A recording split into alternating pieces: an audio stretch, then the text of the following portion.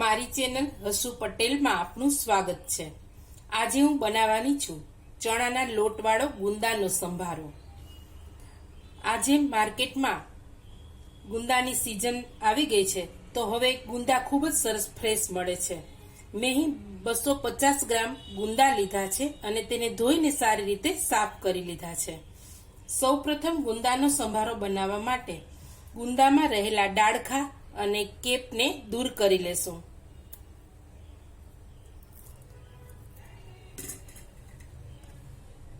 આ રીતે બધા જ ગુંદામાંથી આપણે ડાળખા અને કેપ દૂર કરી લેવાના છે।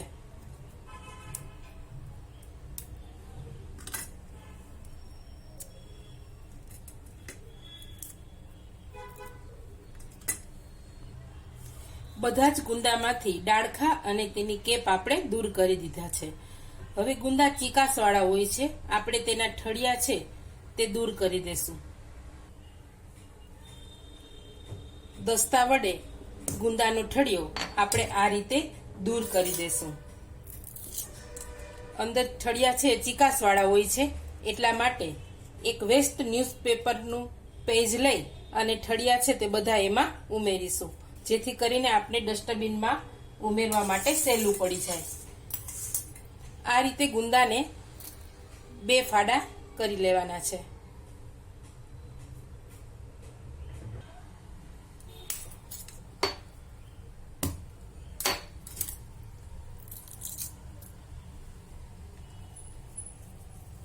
મારી ચેનલમાં નવા હોય તે મારી ચેનલ સબસ્ક્રાઇબ કરજો અને આ વિડીયો લાઈક અને શેર કરજો। આ રીતે ગુંદામાંથી બધા જ ઠળિયા આપણે દૂર કરી દેશું।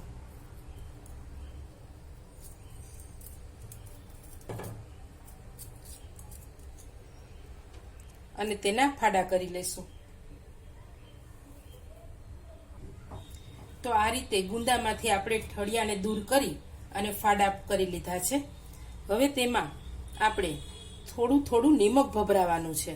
અહીં એ ખાસ ધ્યાન રાખવાનું છે કે ગુંદાના દરેક ફાડામાં નિમક ભભરાવાનું છે, એક પણ ફાડું બાકી ન રહે તેનું ખાસ ધ્યાન રાખવાનું છે। નિમક ભભરાવાથી થોડીવાર આપણે આ ફાડાને રાખીશું તો તેની ચીકાશ છે તે બધી જ દૂર થઈ જશે અને સંભારો જરા પણ ચીકણો નહીં થાય।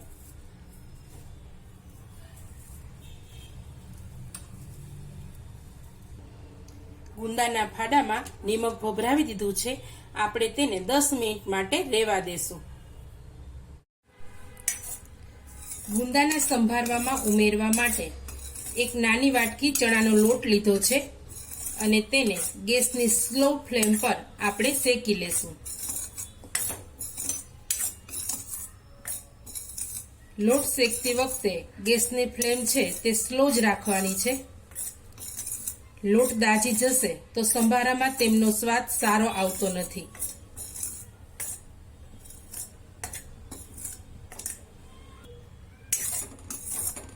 અહીં ચણાનો લોટ શેકાઈ ગયો છે, ગેસની ફ્લેમ બંધ કરી દેશું અને તરત જ તેને બીજા વાસણમાં લઈ લેશું।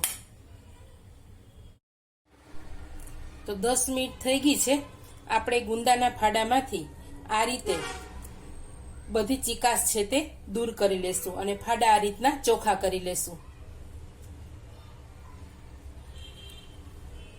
આ રીતે બધી જ ચીકાશ છે તે દૂર થઈ જશે અને ફાડા છે તે ચોખ્ખા થઈ જશે।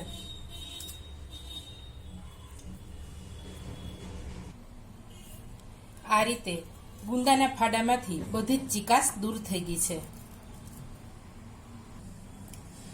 ગુંદામાં ઉમેરવા માટે જે આપણે ચણાનો લોટ શેકેલો હતો તેમાં આપણે મસાલો કરી લેશું। આપણે નિમક અત્યારે નહીં ઉમેરીએ, કારણ કે આપણે જે ગુંદાના ફાડા કરેલા છે તેમાં નિમક ઉમેરેલું છે। લાલ મરચું પાવડર, હળદર, હિંગ, ધાણા જીરું પાવડર ઉમેરીશું અને મિક્સ કરી લેશું।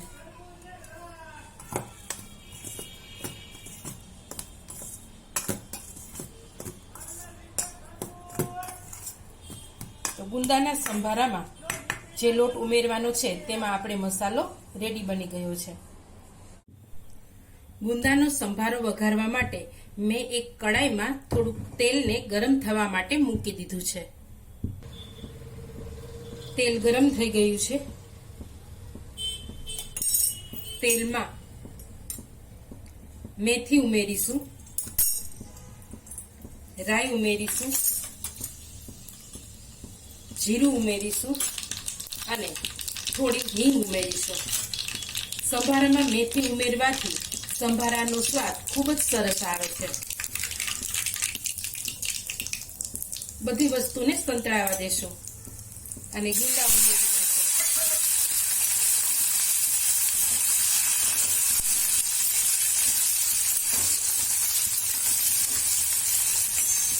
થોડી હળદર ઉમેરીશું.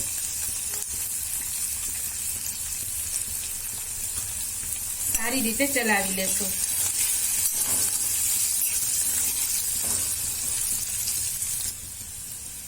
ગેસની ફ્લેમ સ્લો કરી દેશું અને ઢાંકી અને 2 મિનિટ માટે થવા દેશું. ગુંદા છે તે દાજી ન જાય એટલા માટે ડીશ ઉપર થોડું પાણી ઉમેરીશું. તેની વરાળમાં જ ગુંદા છે સોફ્ટ બની જશે. 2 મિનિટ થઈ ગઈ છે. ગુંદા સોફ્ટ થઈ ગયા છે. આપણે તેમાં મસાલો તૈયાર કરેલ ચણાનો લોટ ઉમેરીશું.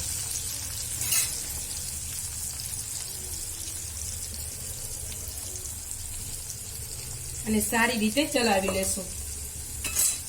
થોડું નિમક ઉમેરીશું.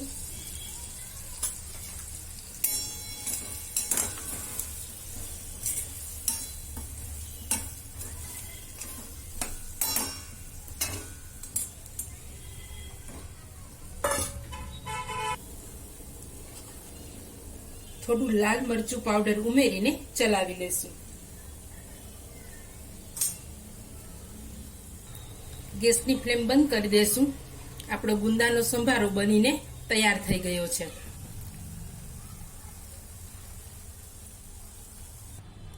તો ચણાના લોટવાળો ગુંદાનો ટેસ્ટી સંભારો તૈયાર થઈ ગયો છે. તમે પણ બનાવજો અને કમેન્ટ કરીને કહેજો કે તમને ગુંદાનો સંભારો કેવો લાગ્યો. ફરી મળીશું એક નવી રેસીપી સાથે. ત્યાં સુધી આવજો.